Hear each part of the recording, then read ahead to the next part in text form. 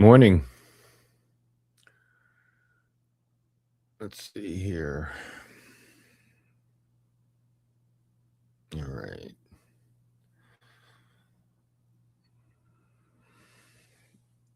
This is a real pain in the butt this morning. Apparently, my mouse isn't connecting. So, do it the old fashioned way here.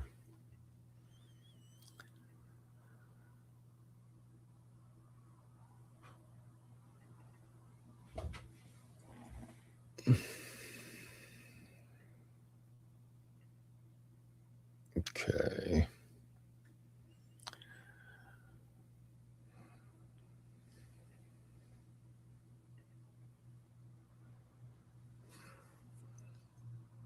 Bear with me here. Delete.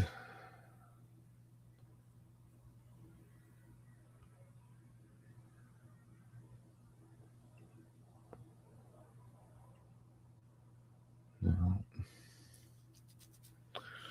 Interesting. Well, it seems that I don't have a link up top here, which is weird. I know what I'm going to do. I'm going to try to. I'll move over here and let's see what happens. No. YouTube. I've got a YouTube link. I don't have the. Let me see here. It's so weird. Normally it's right there. I see Scott, so I want to try to see if I can get him on here.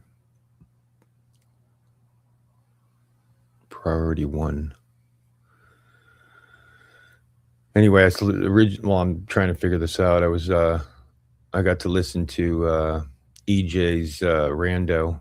Actually, that was like everybody knows him as Everett, so that was really cool to hear that. And yeah, I don't understand why. Normally StreamYard has a link. Let me try this. I'm going to leave the studio for a minute. Bear with me.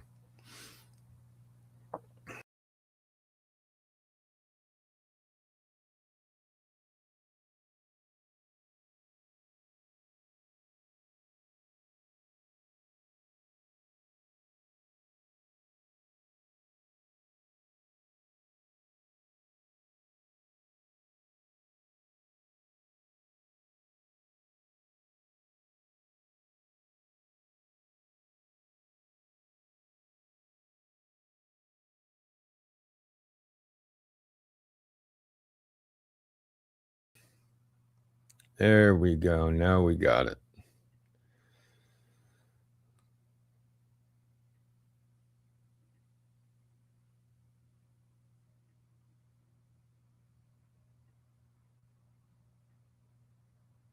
It's not letting me pin it, so it is what it is.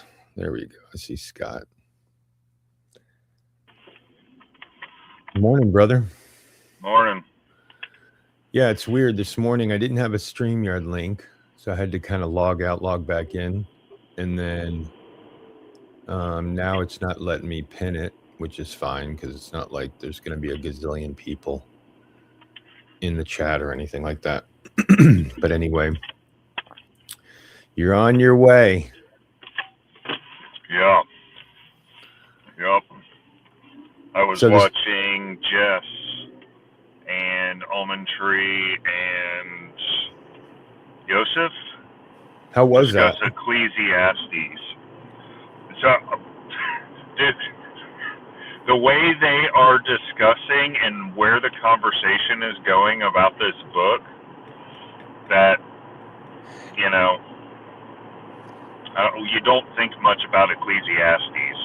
Let me just say it that way. That's not where my thumb is drawn to very often when I do my studies.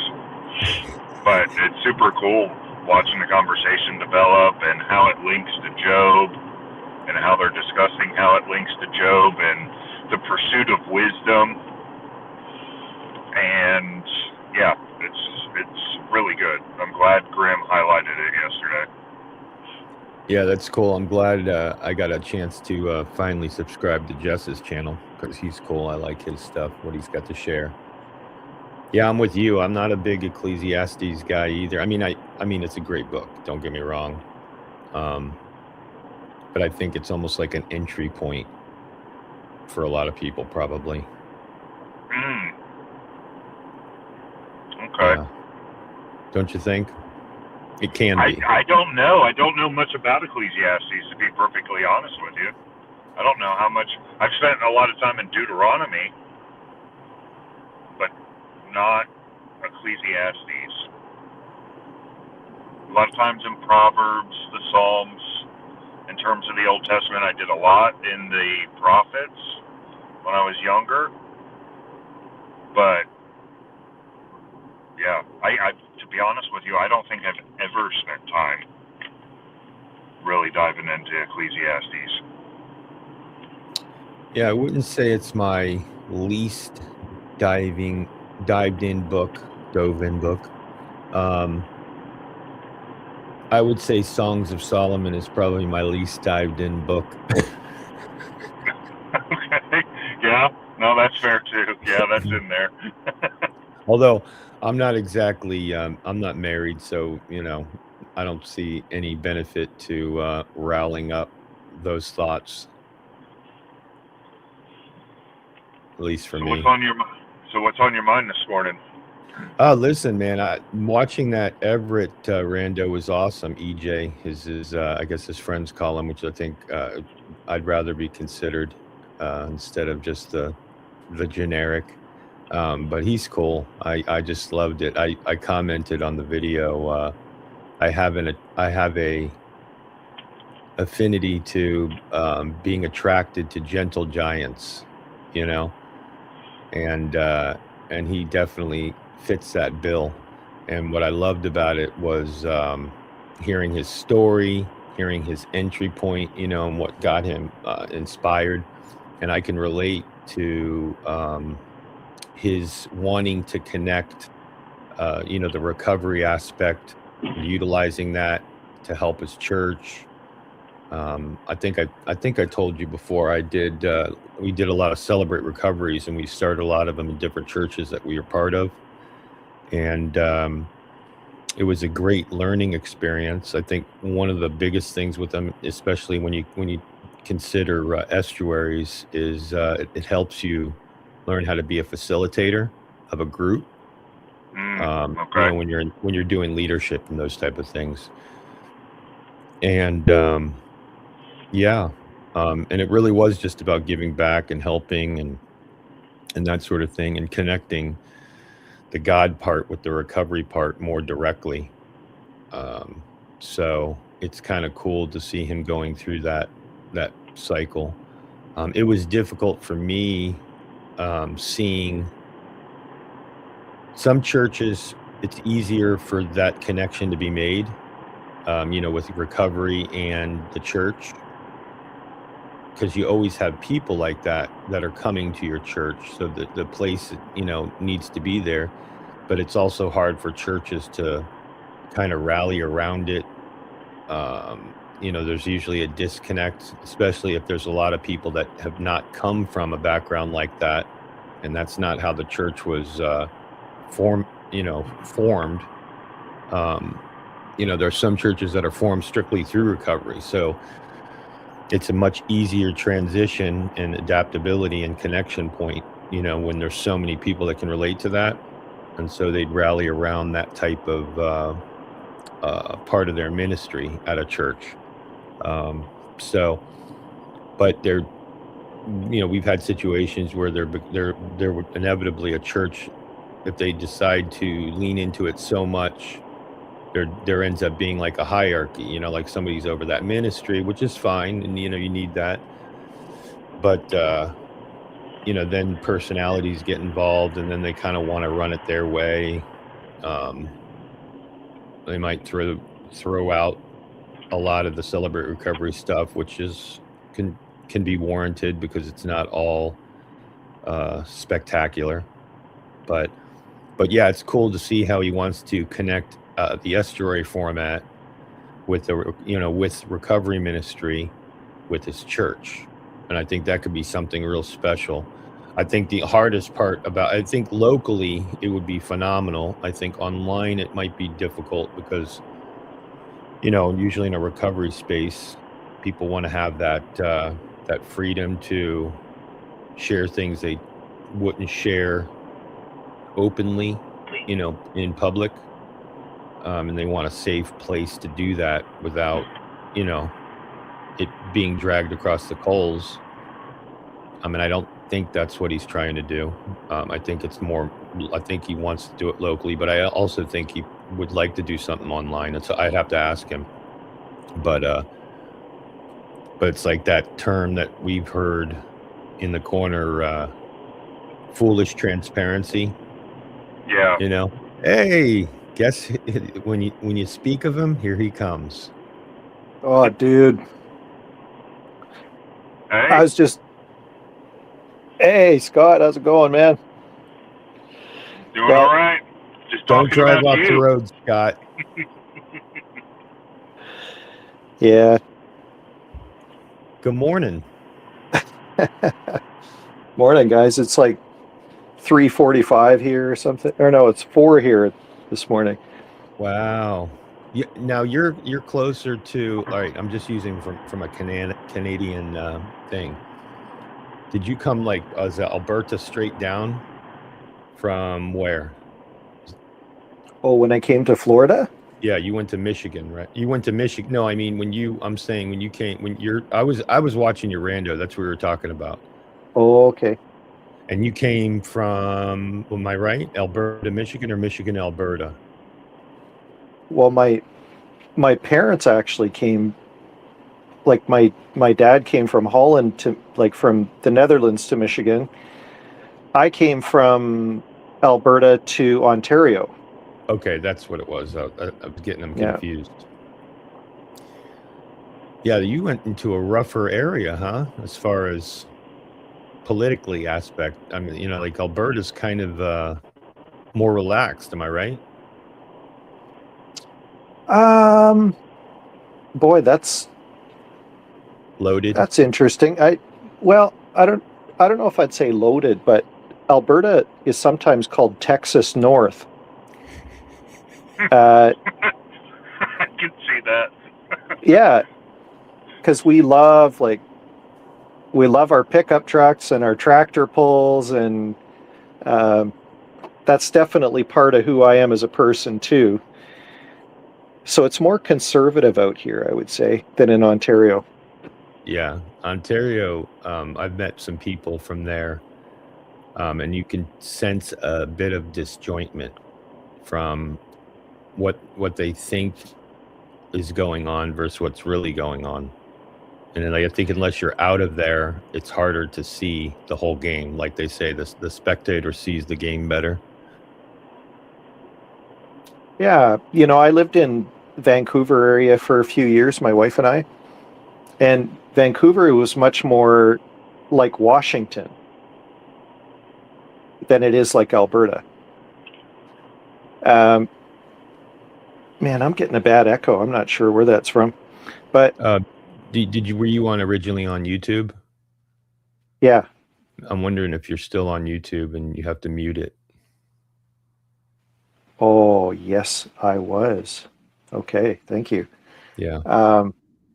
But for Alberta, I think so I don't know if you've heard about the Alberta separatism movement. That's kind of a thing over here. There's been a frustration in Alberta for a long time. Alberta is pretty oil rich. It has what's called the oil sands here. So we turn bitumen into oil. And the rest of Canada, when there was that whole woke period, the environmentalist kind of stuff, a lot of people hated on Alberta, including Leonardo DiCaprio and some other people kind of publicized it. but I think for a lot of people in Alberta, it's frustrating on election day because by the time the polls go to like Ontario, Quebec, which is pretty far east for us, the election's pretty much over. And so Alberta's felt for a long time like it doesn't have much of a say in Canada. So there's plenty of folks that would love to, join the States, or, when Trump was talking about the 51st state, I know a lot of Canadians were pretty mad about that, but like a lot in Alberta were like, "Oh, me, I'll do that."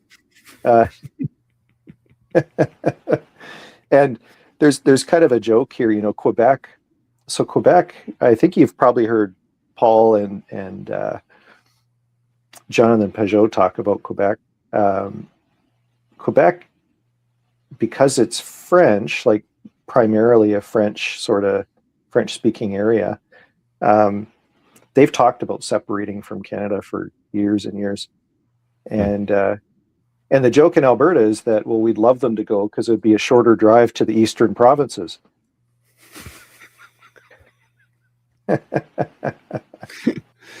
You know who I follow that I know is a big Alberta person? Well, let me state too, because I have to, of course, shout out to Sherry, because I think she's in Alberta, right?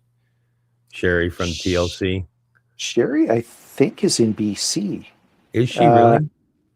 Is she the one that who was talking about going to visit her and having problems at the border or something like that? Yeah. Yeah, I think she must be in BC. Okay. Yeah, she definitely doesn't seem like she definitely seems more of a Texas fit in. So that's why I made that assumption. But the person I follow is Wes Huff. Oh, I've heard of Wes Huff. Yeah. He's awesome. He's the one that inspired me to learn Greek. Oh, really? Yeah, he's the one that because when I was thinking about how the Bible exploded in my face during this, time in my life where I was really diving in and learning about this stuff, me and Scott were just talking about Ecclesiastes. It's like, oh, that's not really a book I dive into. And I guess Jess was doing on his channel, they were doing a Bible study with Yosef. And who else was on that, Scott? I believe it's Almond Tree. I've only Tree. seen him a few times on Federici's channel in the past, but I think that's who it is. Yeah, and we were talking about that's not like a book that we really sunk our teeth into, and I felt like it's more of an entry point for some people, but the idea is like, the fact that when you start reading actually the Bible, and it starts coming alive to you, and you're so passionate about it, there's other books that you kind of engage in, but with Wes Huff, what I realized is there's a whole nother level, and this, I hate saying it, seeming when I say this, it seems very Gnostic-esque, but it's not. It's just that the way that when you read the Bible in context, it's clearer to you as what it's trying to convey. What was happening at the time and who he was talking to, and people seem to do different things with the Bible that isn't really that.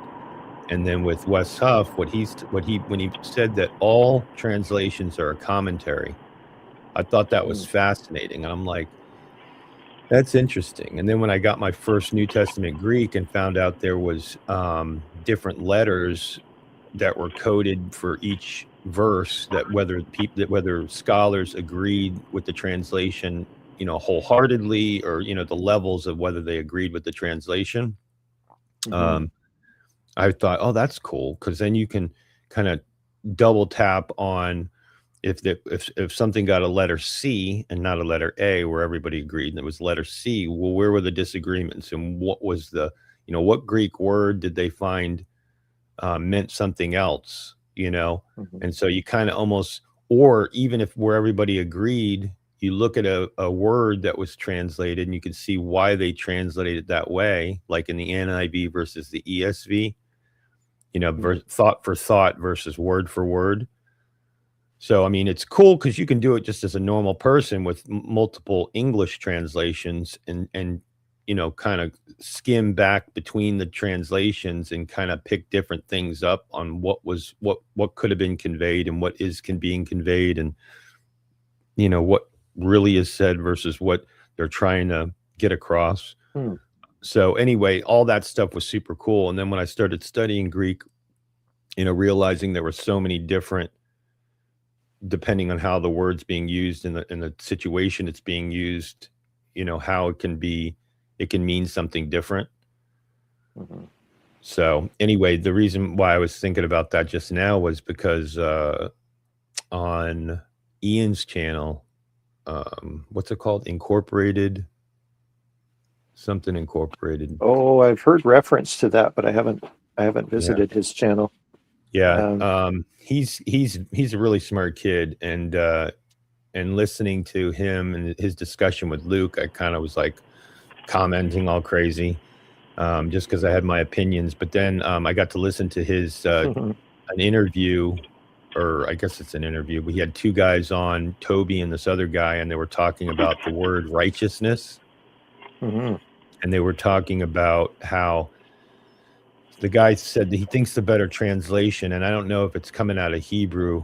I can't remember whether it was coming out of Hebrew as to why he was saying the translated word. They think they might have gotten it wrong, the way they're explaining it, because there's a correlation with righteous or justice with righteousness. So it's like a justness. And I was like, wow, that's fascinating. Like, to think of when they're using this term righteousness, because a lot of people that are constantly talking about how we have to live righteously, and I get it, of course, that's a desire, right? Mm-hmm. But to think of it as justness, I don't know. What do you guys think about that? It's all Greek to me, man.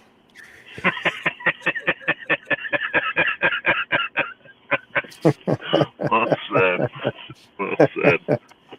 Well, I think it ties into what they were talking about in Ecclesiastes, where this idea that wisdom will get us there, and even if you get all the way down to the core of the message and exactly how it was meant to be, there's still the world that we have to interact with. And even with a full, complete set of brand new, highly sharpened tools, there's still the things that happen. And yeah, that's kind of what it reminded me of, just because that's fresh in my brain box here from this morning's consumption. So righteousness, can you say that again? The righteousness and justness. So righteousness I often think of as like something we do, whether it's a righteous thing or not to do. And then justness is more like this state of being, that, oh, that was a just decision or something like that. And so,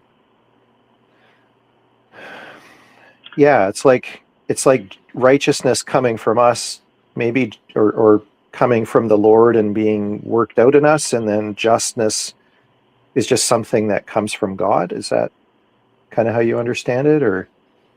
Yeah, I don't know. I kind of felt like, I almost felt like there was a connect. The way I was reading, again, might have been reading into it, what he was saying, but it seemed like there was a direct correlation with justice and righteousness, and that connection between those two words is more significant. And I had not, whether it be from God or whether it be our righteousness versus God's righteousness, either way, what it was conveying. And I may be misrepresenting his thesis on this.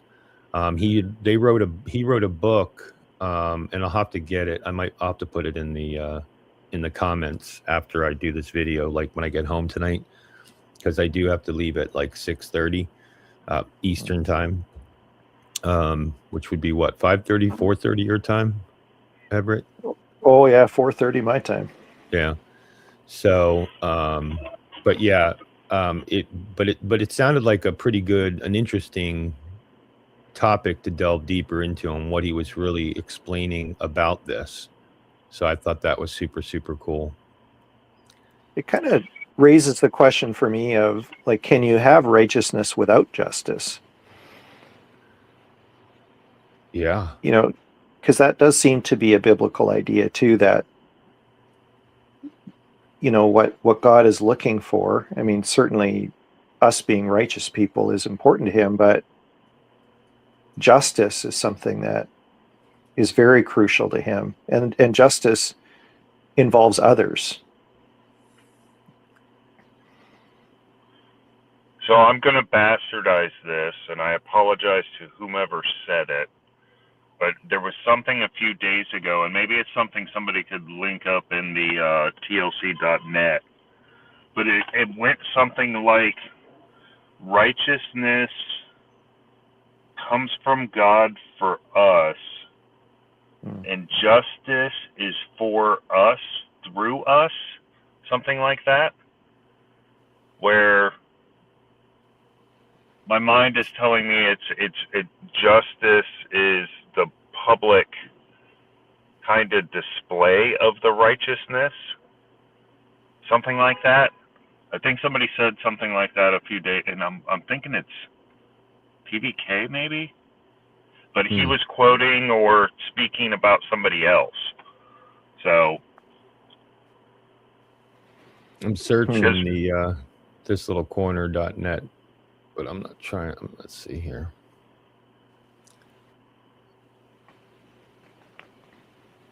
I'm trying to do it on my phone. Well, one thing I've learned, Scott, is that it is very difficult to keep up with all the streams on the TLC. Have you seen that?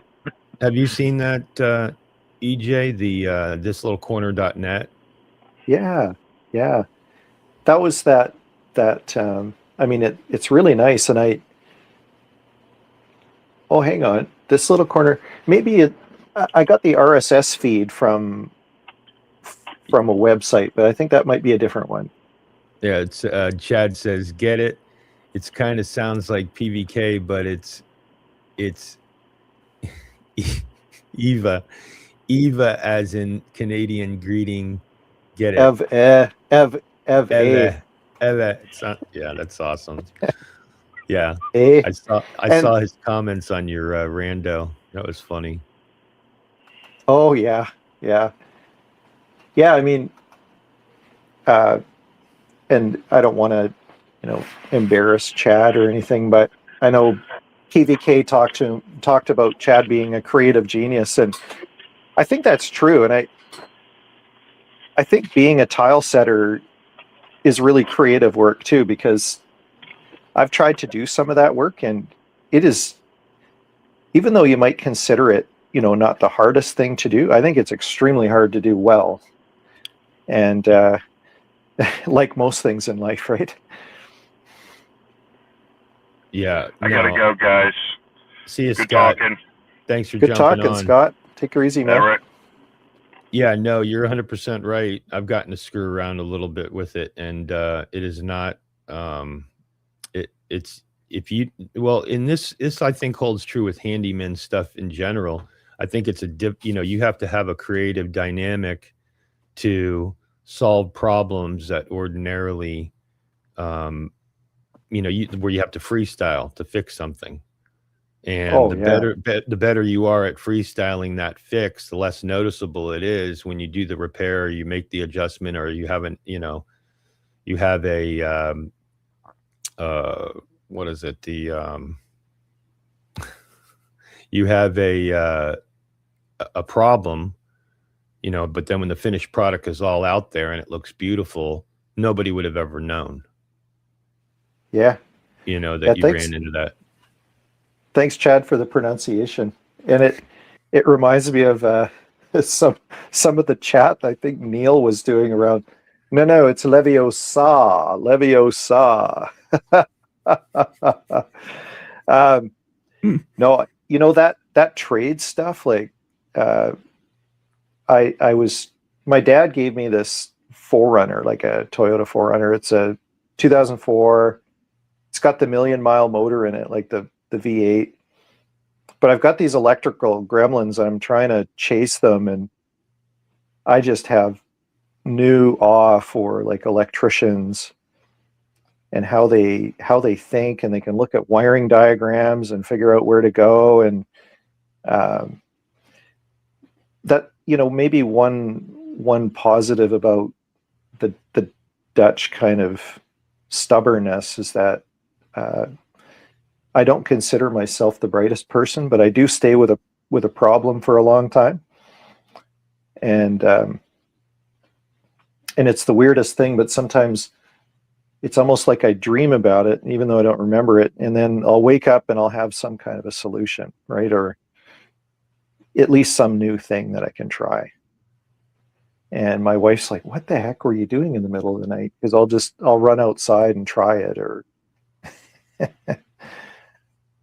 but yeah, having gone to school for quite a while, there's something to be said for that, like learning at a deep level some truths about the world or philosophy or whatever. But man, that bottom up stuff, the learning by doing and problem solving practical tasks in the world, to me, I just have a great deal of respect for. Yeah, I've always been a hands-on guy. I'm like the fix-it person in the family, Yeah. I kind of, one of my first serious jobs was Home Depot, serious job. But what was cool is this was in the 90s. So in the 90s, Home Depot had electricians working there, plumbers, certified plumbers working there. Either they were, at the end of their career or they were retired. So Yeah. it was really cool because they had these product knowledge classes. And so they would teach you how to install a toilet, how to install a faucet, how to, wire an outlet, Nowadays, you would never be able to get away with doing some of that stuff, like especially the wiring stuff. But I think what was neat is they encouraged us as employees to go. Like you couldn't get shut down if you wanted to, not be working and going to this product knowledge class. So I like signed up for as many of those things as I could. I thought it was so cool, So then I'd go home and I'd, replace the water heater for my parents, you know what I mean, as a kid, and they were just blown away that they'd have the ability to do that, But Well, I think, go ahead. Oh, so I was going to say, so much of life is about, do you have time or do you have money, right? And if you have more time than money, it really makes a lot of sense to learn all that stuff. Yeah. Yeah, which is interesting because they keep saying, in the future, I was watching Interesting Times with Ross Douthat. Yeah, he was talking about the EV, the cars, the electric cars and stuff. And the guy that was on, he seems to have more of a longer trajectory of when this all is going to happen and everything. But he pointed out how much time we waste in our car. Like I'm about to jump in my car to go to work. And I'd much rather continue doing this, and engaging with you and talking about other things. But I'm going to have to focus on the road. I'm going to have to, now, if I wasn't actually doing the channel, I could have it up in the corner, like Scott, just have it running and just talking while I'm doing it. But, so technology's afforded us the ability to multitask in a safer way. But to run this channel, right? I mean, it's a little harder on my cell phone. But if the car was driving itself, now I can put my attention to other things or learn things while I'm in my commute to work or whatever. And I thought, oh boy. So now we're going to get more time. Now people have to make a specific decision on, do I want a Candy Crush or do I want to do something significant? I love it when I hear these ideas, right? Like, oh, we'll have more time to do productive stuff, and they're all going to be surfing porn in the car. Like, it's going to happen, right? Um, I don't know how easy that would be to let my car drive for me. I was watching a video, and I think I posted one about um, backwards brain bike, and Mm. just how changing the steering on the bike just messes your brain up. And I remember I took a sensation and perception class years ago about, well, just about the sensation and perception systems in the brain, and how, shifting things can make huge differences. And we had these glasses that we wore as part of our lab, and they shift your field of vision over, 6 inches or something like that. And oh, you got a nice kitty there. Oh yeah, she's like, she knows I'm up in the morning, so she's like, I want some attention. What's up? Yeah, of course. Your kitty is far more interesting than whoever's on the screen. uh, and so even having your field of vision shifted over 6 inches, it took us a while for our brains to accommodate for that, but the brain will accommodate for that. And I just wonder, like, I have a hard enough time being a passenger in a car. I'm not sure what it would be like, well, aside from the fact that I love driving and just looking, and seeing what's around me, and there's just something really cool about it. I don't know. I think it would mess me up. One of the things when I lived in Atlanta for a period of time, I think one of the coolest things about that experience is when the housing crisis happened, I had to make a decision. Okay, do I need a car? I mean, I'm in a city. Can I function with mass transit? And it was kind of like hipster-ish. So I was like, yeah, what I could do this. There's bus stops everywhere. All I got to do is you know, jump on a bus, get to a station, and then boom, I'm across the city of Atlanta. And I could study. At the time I was, doing messing around with school. So I was like, yeah, I use this time wisely.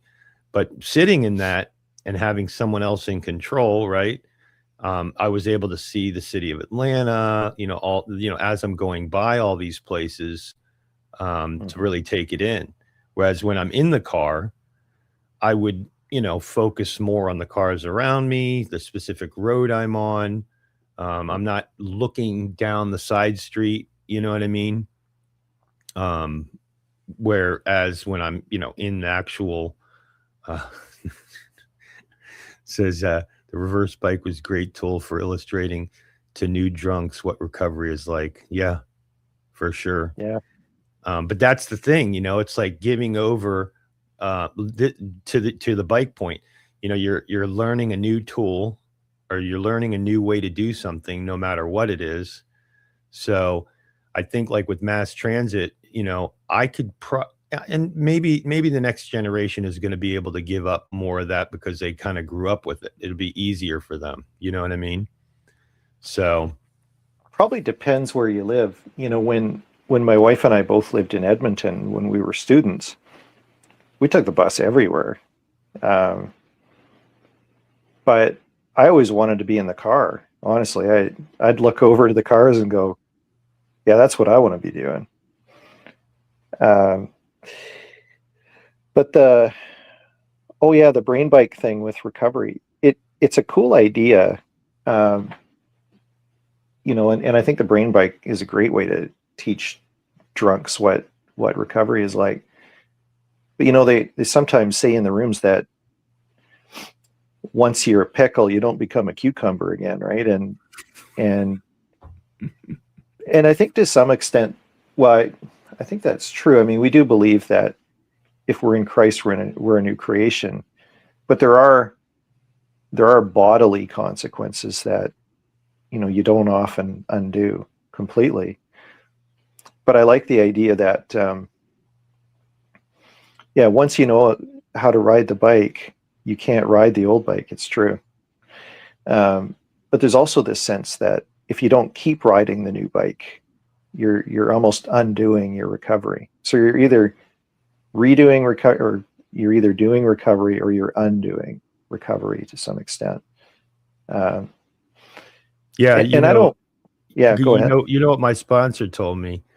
Well, his sponsor and my sponsor, we were all out to dinner, and they were talking about, you know, the craziest thing you would have to do. Like if somebody told you to stand in the corner upside down, you know, and that's what it would take to get sober, would you do it? I'm like, well, that's stupid. He goes, what about run across the street naked? And I'm like, what? What are you talking about? I'm not following here. He's like, well, what would you do? Any length? You know, like if you knew that's what it would take, would you do it? I'm like, well, of course I would. He goes, that's the point. It's like if you get to the point where you're really willing to do anything at all to get to this, you know, that's where you know, and I liked in your, I forget whether it was your Rando or your other video where you talked, I think it was your Rando, you talked about not constantly fighting. And one of the things that struck me in recovery is when somebody had said the first time they got up, I've heard the white chip 1,000 times, right? And somebody gets up and says, you know, they say this is the international sign of surrender. He says, I like to think of this as just not fighting anymore. And I was like, whoa. Yeah. Like that blew my mind. Like, yeah, that's more relevant to me. Like I can connect the dot more to that, you know? Yeah. So I surrendering. love yeah. I mean, well, you know, like surrender seems like not a very tough guy thing, but just deciding to not fight, that seems a little different, you know, living what I mean? To fight another day, right? Yeah. It's like, okay, I'm not fighting. Because what I was doing like they say in the rooms, white knuckling the whole thing, you know? You know, but I think it's cool. Yeah, you know, I had this conversation with somebody. I find that in my fellowship, I agree, Chad, by the way. What did Chad say? Not a fan of this approach? Yeah, about teaching them platitude. The platitudes thing is annoying. For me, that particular thing just smacked me in the face, you know? I really connected to it, you know? But yeah, you can get sucked into the platitudes for sure. Well, you got to do the work, right? And there's a lot of folks who go to 12-step programs and have never done the steps. And you can talk all day about, wasn't it a great, you know, reflection this morning, and I got so much from the shares, but you know, the big book doesn't talk a lot about meetings and what happens in meetings. It talks about making that connection with a higher power through the steps, right? And I had this conversation a little while ago, like the first 100, or maybe even, you know, the first 1,000 in the big book, like they had about a 75% success rate. And nowadays it's way lower. And to me, I think in some ways it's because fellowships have tried to get away from using God. And, you know, God means group of drunks or good orderly direction, instead of connecting with a power that's actually alive, right? And it's like, you know, trying to connect your power tool to a dead socket instead of one that's just got electricity flowing through it. Yeah, I was really grateful because watching guys in the program struggle with this and watching them white knuckle, I was like, wow, like I'm so grateful that Christ is working in me. And I was so mad at myself for taking advantage of his grace in life, you know, that it rocked me to my core.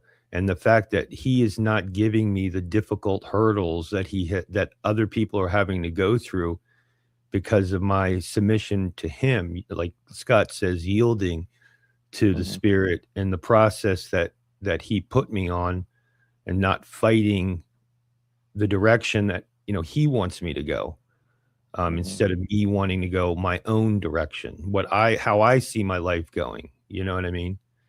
I This is an awesome conversation. I'd love to keep going. I got to get going to work, but I I I see Scott, Chris Howard. Yeah, he just started, so Oh I yeah. I want to link Oh, over to him, but I want to shut down and not step on his time. all right, my friend. You take her easy, hey? All right, buddy. We'll talk again soon. Sounds good. See ya. See you, buddy. Okay, here we go. Healing heart and mind, May 1st. Admitted to God, to ourselves, and to another human being the exact nature of our wrongs. 12 steps and 12